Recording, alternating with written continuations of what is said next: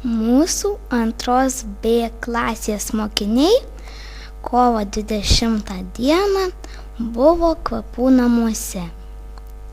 Mus pasitiko darbuotoja Veronika.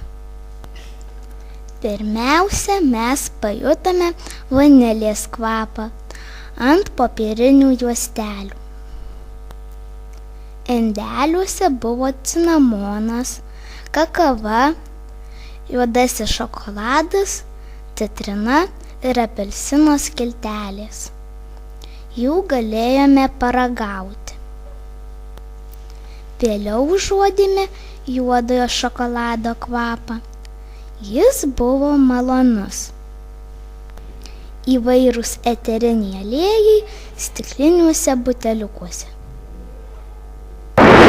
Veronika parodė keistą indą, kuriame garinamas vanduo ir augalai, o lieka eteriniai aliejai.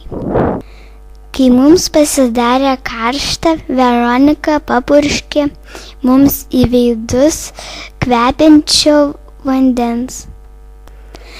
Uostėme apelsino kvapą, dar levandų kvapą, pasikalbėjome apie kvapus, kurie mums labiausiai patiko.